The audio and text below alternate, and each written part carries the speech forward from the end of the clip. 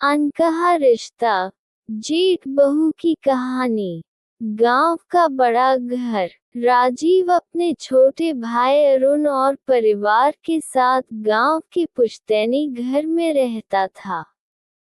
दोस्तों, अगर आपको हमारी कहानी पसंद आ रही हो तो हमारे चैनल को सब्सक्राइब जरूर करना और वीडियो को लाइक करना तो बिल्कुल मत भूलना और कमेंट में जरूर बताना कि आपको कैसी कहानी पसंद है। और दोस्तों, हाँ, ध्यान से एक और बात सुनिए कि यह जो भाग चल रहे हैं इन भागों में अगला भाग सुनने के लिए हमारे चैनल सब्सक्राइब जरूर करना ताकि आपको अगला भाग सुनने में कोई परेशानी ना हो। धन्यवाद आपका। दोस्तों, अरुण की शादी को 1 साल भी नहीं हुआ था कि उसे नौकरी के सिलसिले में शहर जाना पड़ा।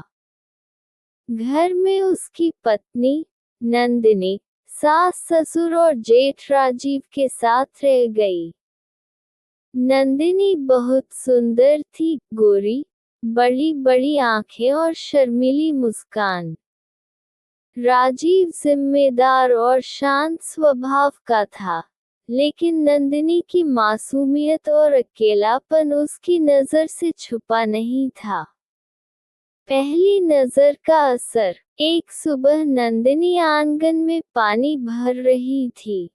उसकी चूड़ियों की खनक और गीले बालों से टपकते पानी की बूंदें राजीव के दिल में कुछ अजीब सा एहसास जगा रही थी। नंदिनी ने झुककर घड़ा उठाया तो उसकी आंखें पल भर को राजीव से मिली।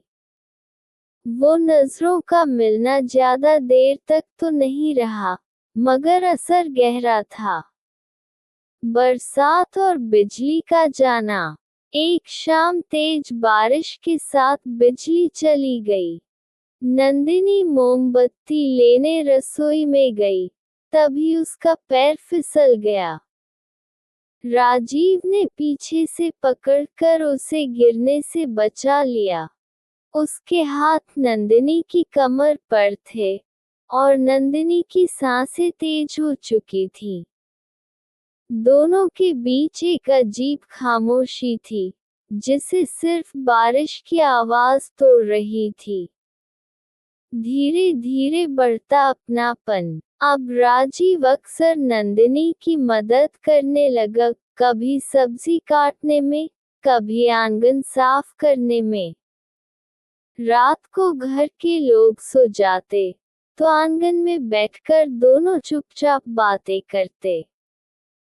कभी चाय के प्याले में उंगलियां छू जाती, कभी पल्लू हवा में उड़कर राजीव के चेहरे से लग जाता। वो दिन। एक दिन सास ससुर किसी रिश्तेदार के घर गए हुए थे। घर में सिर्फ राजीव और नंदिनी थे। नंदिनी ने रसोई में खाना बनाते हुए हल्की मुस्कान के साथ कहा, आपको पता है, जब आप पास होते हैं तो मुझे डर भी लगता है और अच्छा भी लगता है।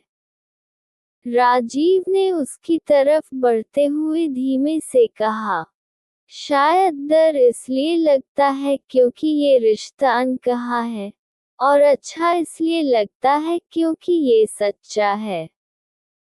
उस दिन उनके बीच वो दूरी भी मिट गई, जो अब तक थी। उनका रिश्ता अब सिर्फ नजरों का नहीं रहा, बल्कि दिल और एहसास का हो गया।